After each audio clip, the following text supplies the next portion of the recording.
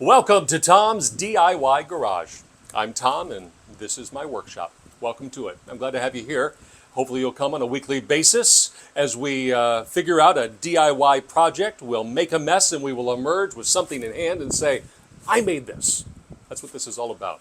I have this spot because I don't have a basement and Mrs. Ziska got tired of me taking over the garage.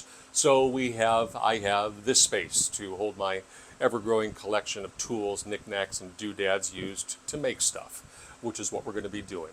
DIY, as the name suggests, is do it yourself. I'm a big fan. There are a variety of reasons why people DIY. Primarily for people, it starts with, I can save some money. I can do that myself. And you can. A lot of people do. Occasionally you find out you can't do it yourself and you end up spending more money by hiring somebody who can do it.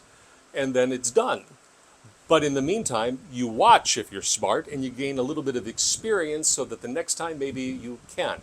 I'm kind of both of those. I'm all about saving money. I'm frugal when I have to be. And I love working with my hands and making stuff and saying I made that. It started with my parents. They had pretty tight finances growing up, but they had some pretty big ideas, and my dad was very, very handy, and there was never a time where he didn't try to do it himself. It's how I start every project. It's, can I do that? Can I try it? So I watched my dad, and I got to that point where I can do a number of things by myself. When Mrs. Ziska and I first became homeowners, I still remember my mom saying, why would you want to own a home? You're not handy, Tom. 20 plus years later, it still makes us laugh just a little bit. And we remember that comment fondly. So I have done a number of things over the years. Big projects, small projects. I've shared a number of them with you just to show you what you can do if you put your mind to it. Kind of a process. That's what this is all going to be about. Maybe the biggest project I've ever done was in our last home. It was renovating our primary bathroom. It was a 1979 construction home. In the nearly 10 years that we lived there, I ended up rebuilding the whole house in some fashion. And that bathroom was kind of the capstone of it. And it was about saving money, we did, and it was about the experience. And it was pretty cool. And it was frustrating at times, but I learned a lot of stuff. And based on my previous track record, I had the support of Mrs. Ziska, and we set about getting it going. Take a look. Thinking about updating this 40-year-old bathroom is not without precedent in my home. I've had some practice after all. Over 8 years here, I've gutted and rebuilt my kitchen. Same for the family room from one corner to the next. I've even built some furniture along the way. Hello, Texas. Hey, Dad, how are you? Not bad for an old-timer. That's my dad on the phone from Michigan with the dad joke. I got the DIY bug from him growing up. If there was something that needed building, he built it. But where did that come from for you? Why were you always the one doing the work? Because I got it from my dad. So the bathroom is not so much a scary job, but a new one that takes some planning. My wife is the project manager. She's laid out a schedule for every step of the way. And already we've been talking to suppliers and contractors who will pick up some of the specialized work. I'd be remiss if I didn't ask if there's any wiggle room at all in your estimate. Houses this old have galvanized plumbing, which leaks after a while, so that'll be replaced. This old tub and shower combination will make way for a stand-up shower. And the rickety built-in cupboards have seen much better days. Once everything's been torn out, fresh vanities are ready to go in, along with the new tile for the floors, the shower, and the backsplash. All that in 60 days. All right. It's your turn. Good job, honey. Thanks, bud. Day one, demo day, teamwork, and advanced planning. You just can't go willy-nilly start sawing into walls and stuff because there might be electricity there or there might be plumbing there. So I've done all that, but it's important to point that out so that you do not end up cutting something that you really don't want to cut. So the first step in rebuilding the shower here is having some place for the water to go, and that means rebuilding the drain. The drain that was here for the tub needs to be changed. This PVC assembly will connect like that. Now that the shower is covered in tile backer board to help make it waterproof, I know there's a lot more to it. I'll get to that. But now comes the most complicated part of the whole deal, the shower pan. Some people will recognize this product. This is called Quick Pitch. It's designed for people like me who don't do this all the time, and it sets up the exact pitch so that the water drains appropriately. Okay, we're good there, so I have that. For this part, YouTube videos can be an enormous help, but DIY still means do it yourself. This is about as troublesome as I expected it would be. Once we had the bathroom demoed out and cleared out and I had that shower pan built, I want to tell you that a recurring theme for really a lot of DIY for me and probably for you, and if not, I would certainly recommend it, is the YouTube. I spent a lot of time on YouTube figuring out how to build that shower pan, and I am in awe of people who do it on a regular basis. Kudos to them. They're worth every penny. If they tell you it takes a bunch of money, there's a reason it takes a bunch of money, because it's a lot of very exacting work. So the nice thing about a shower, if it works correctly, is that it is waterproof. That's not an easy thing to do. Again, I went back to the YouTube and I used a product. There's some old school ways to do it, but I used a fairly new product. It's Kerdi, K-E-R-D-I membrane.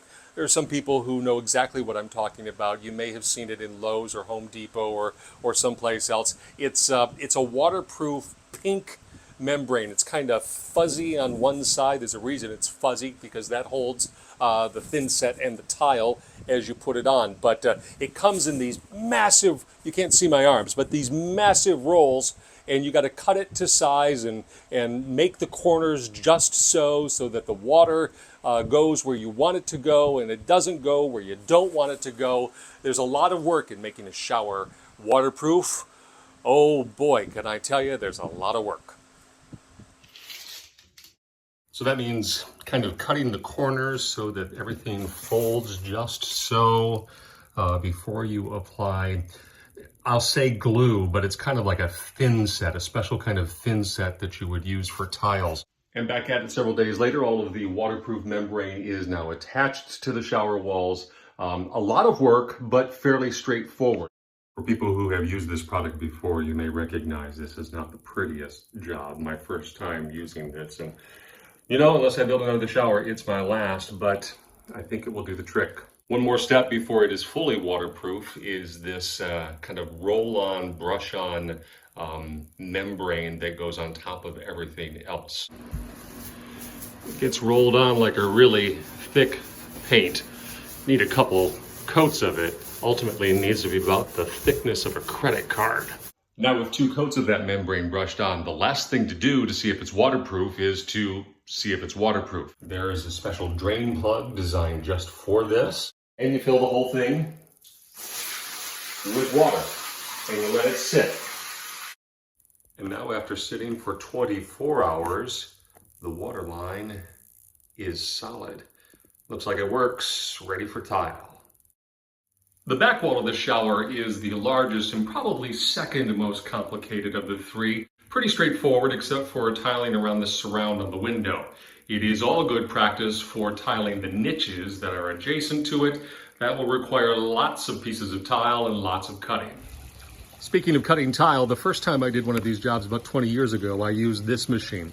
It's fairly basic, it doesn't have a whole lot of control, but it gets the job done. For the current project though, where I've got more than 300 square feet of floor and wall and shower to take care of, I got something a little bit bigger, a little bit more powerful. It handles larger tiles and it has a whole lot more control. In any event, since the floor tile is one of the last things you want to put in, you want to start tiling the wall a little farther up. That way, the tile goes in on the floor, you cut to order this last course, it sits on top of the floor, and the water drains away. Once you've hung tile on the wall, unless you do this all the time, you're a professional, it's almost invariably going to be messy. The nice thing is that most of this sloppy thin set can be gently scraped off and then ultimately scrubbed right off the tile before you do the grout work.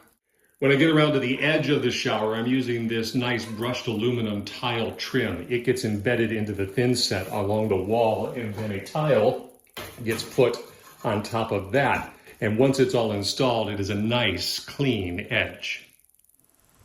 Without a doubt, the most complicated project I have ever done was building that shower. Before it even got started, I knew it would be complicated. I looked at all of the steps and I saw what had to be done. And I said, this is going to be a lot of work, and it was a lot of work. It was very, very, though, rewarding when it all came together and the water held and the tile looked good and those little nooks worked just perfectly, and Mrs. Ziska liked it, and it was fantastic. So on we go. We had a working shower, finally, which was great. But then I needed to do the rest of it. So went on to tiling and cabinets. Here we go.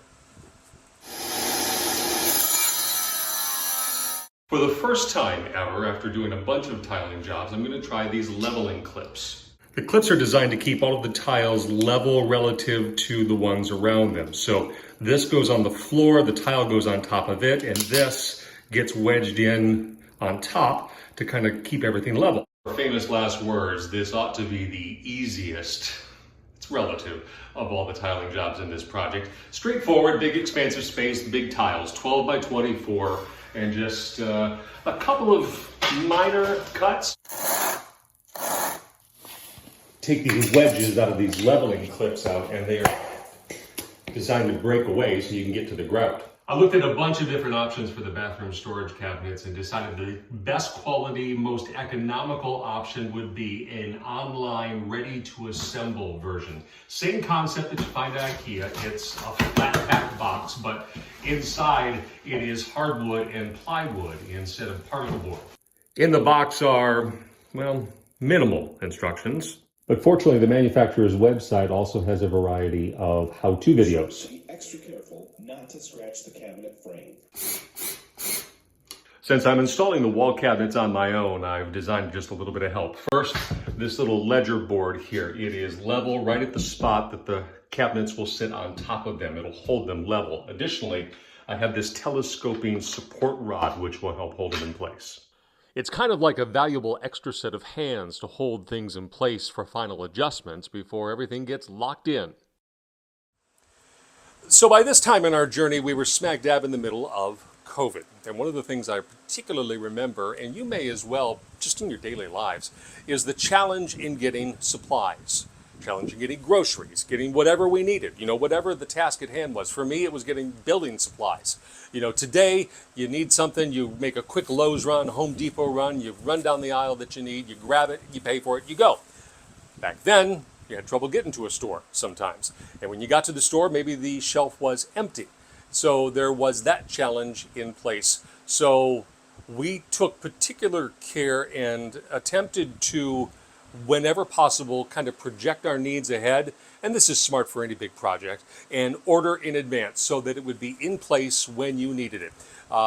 We had a couple of suppliers with which we were able to do that, so we had this kind of mountain of supplies that, oh, okay, it's time for this, it's time for that. You grab it, and then you go. It's a good thing to think about, even today when we don't, knock on wood, don't have a pandemic to worry about. Have that stuff pre-positioned so that when you need it, it's there. So we had all of that stuff done. It was time to kind of put some finishing touches and make this actually look like a bathroom that you'd want to be in. So here we go. This is the tile that goes on the backsplash/feature wall. It's about 80 square feet. It ought to look really, really nice. Fingers crossed. To install it, oh, hi. I'm using this tile adhesive mat. Think of it as double-sided tape designed for tile. I've used it on a previous project, worked like a charm. It's supposed to make everything quicker and cleaner. Works like this. Stick the mat to the wall, you peel the protective layer off, and then you carefully position your tile and stick it against the wall and hold it there till it sticks. Then you repeat that over and over again until you're done. And after grouting and cleaning, this is what the feature wall backsplash looks like. Next step in making this look like a bathroom is putting the vanities in. Ironically, these were the first things we purchased for this project. We got them on sale. We've been storing them in our garage now for months, and funny thing is, they're among the last things to go in. I kept the faucets from the previous bathroom and I'm reusing those, now getting them reconnected to the new sinks. Silicone adhesive along the edge of the vanity. And then the sink assembly goes right on top. Connect the plumbing and turn on the water.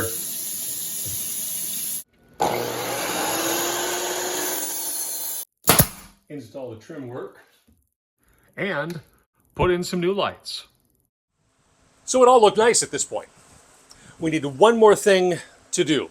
You remember those cabinets that I put in? There were some uppers, and then there were some lower cabinets, and then you kind of need a countertop on top of those lower cabinets to hold some whatever you need to hold.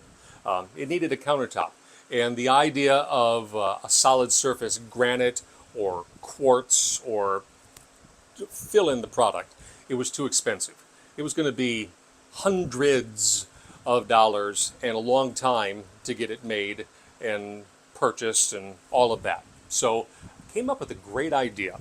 It was, at least I thought it was a great idea. We needed a solid surface without the expense, and I thought tile, maybe, but not little tiny tiles. Oh no, I went with massive tiles. Worked a charm. Take a look. The basis for the plan are these massive porcelain tiles, 2 feet by 4 feet. If you get real close, it has a nice granity, marbly sort of look that I think is going to work perfectly. And this aluminum tile trim will tie it all together with a nice finished edge. First though, I'm going to have to cut some plywood to build up the base.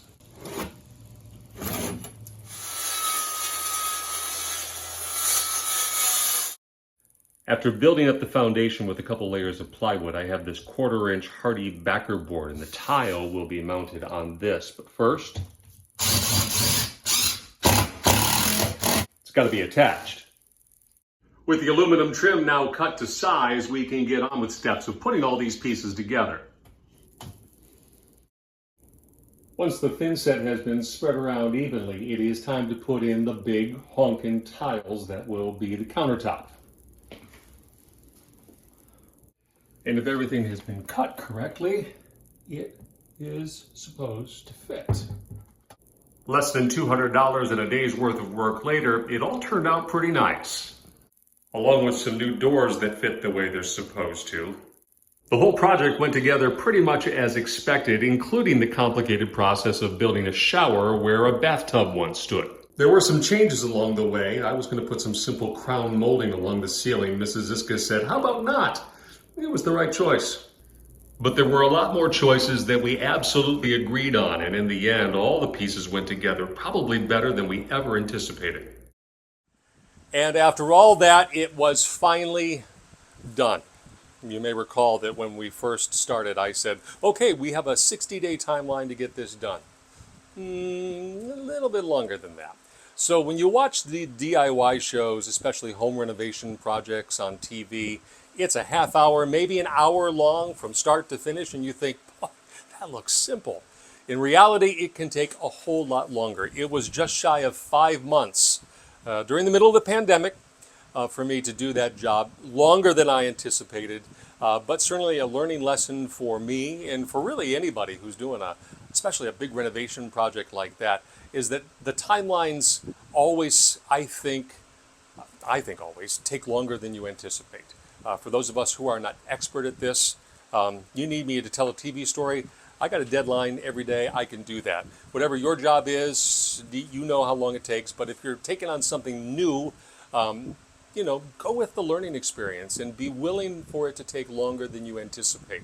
And if it's a home renovation project like this was, then be prepared for it to take longer than your most optimistic suggestions. It was very, very rewarding though, and you may recall that I called this our previous home because we sold it a couple of years ago, and we had planned to do that when our girls went off to college. They did. We put it on the market, and it sold in a weekend, in no small part because of that bathroom. We heard that it showed very, very well. You can see for yourself. I'm kind of pleased with it, I'm not going to lie.